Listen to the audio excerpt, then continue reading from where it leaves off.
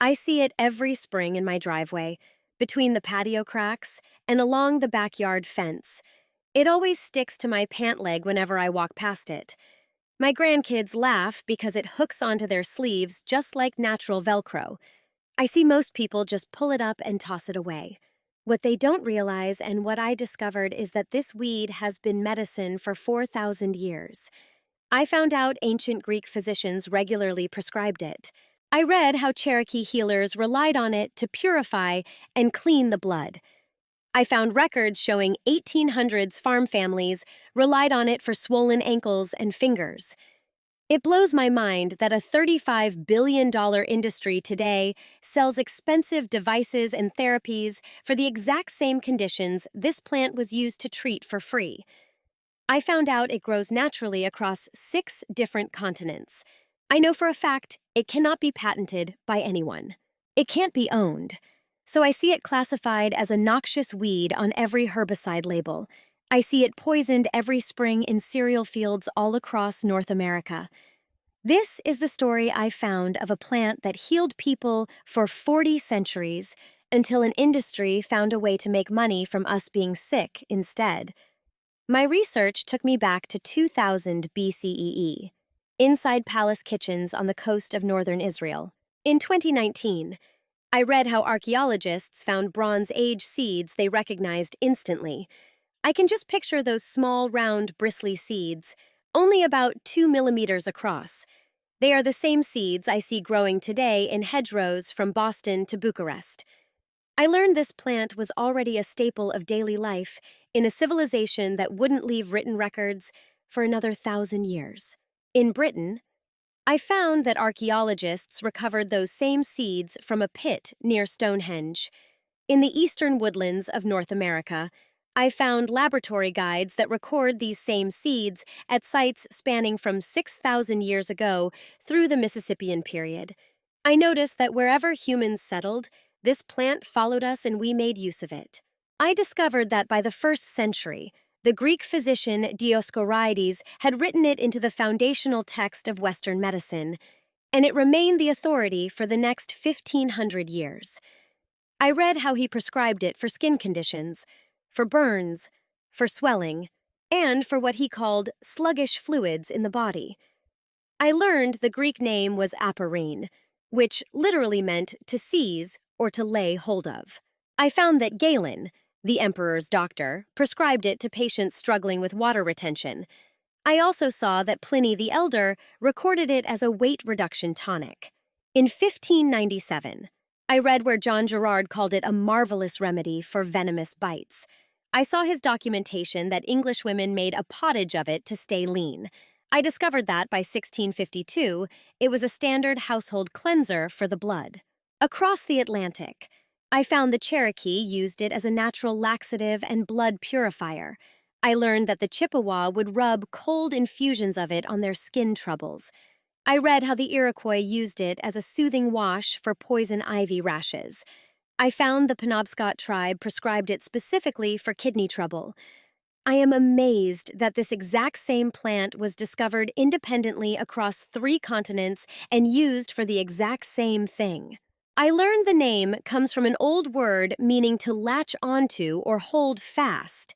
In my research of 2,000 years of medicine, cleavers did one thing consistently. I saw it moved fluids. It effectively cleared away swellings. It supported what the ancients called sluggish humors, and what I now know as the lymphatic system. I think of the lymphatic system as the primary drainage network for our whole body. I'm stunned that it is twice the size of the circulatory system, carrying waste and toxins through hundreds of miles of vessels and nodes. I've seen what happens when it stagnates, tissues swell, and fatigue sets in. Today, I see 1 in 5 breast cancer survivors struggling with chronic lymphatic swelling globally. 20 million people endure the weight of lymphedema. Barely 15% get the treatment they need. Back in 2016, I found a study in the Journal of Ethnopharmacology. Researchers tested cleaver's extract against 2 different types of human breast cancer cells. That simple extract killed both.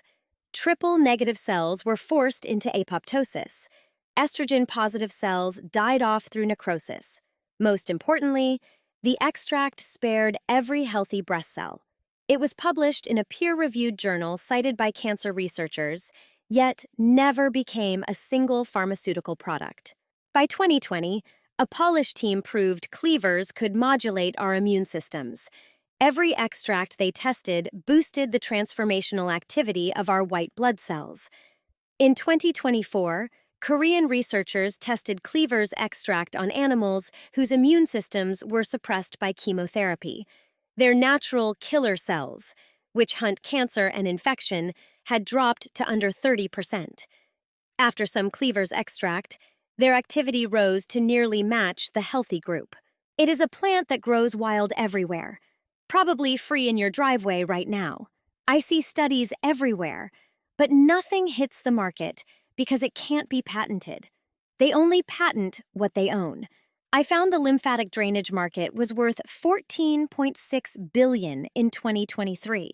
By 2032, analysts expect it to reach $35 billion. Those pneumatic compression pumps can cost you anywhere from $2,000 to $15,000.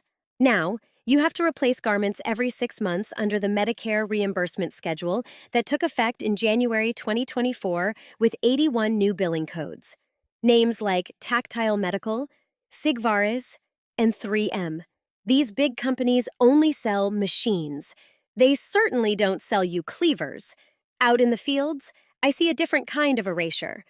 Cleavers is now one of the most targeted, poisoned plants in modern agriculture. It is now a Class II primary noxious weed under the Canadian Seeds Act with zero tolerance in certified seed. Corteva Agriscience, the giant with $17 billion in sales, markets herbicides specifically formulated for controlling cleavers. They sell Zepar, Pixaro, and Spitfire. Each label lists it by name. Every spring, we spray millions of acres of land to eradicate it. This plant was once prescribed for swelling. Cherokee healers used it for blood. And 2024 research shows it restores our vital natural killer cell function. It's been poisoned by law and completely forgotten by modern medicine. It didn't fail us. It just succeeded without a corporate owner to profit. Still, I see the English hedges filling with it every April and May. I watch the New England forest edges turn white with tiny flowers. From the Sonoran Desert to the Pacific Northwest, this resilient wild plant still holds its ground today. I see it rise in those first warm weeks after the frost, using hooked hairs to climb over plants toward the sun. By June, it has set seed, and those seeds scatter on the fur of every deer, fox, and dog that brushes past. The spring rains push seeds deep into soil. Winter locks them away until March, when they rise again. My old Welsh ancestors gathered bundles in April to hang in the pantry. I crushed the lush green stems into a stone jar of cold water, then let them soak overnight. In the morning, I saw the water had turned light green with a faint scent of fresh-cut grass and spring rain. I drank a cup before breakfast throughout April, helping my body feel incredibly light. The winter swellings gradually faded, and my skin cleared up completely. In Sweden, I saw farmers roast the small seeds in an iron pan until dark, then grind them fine.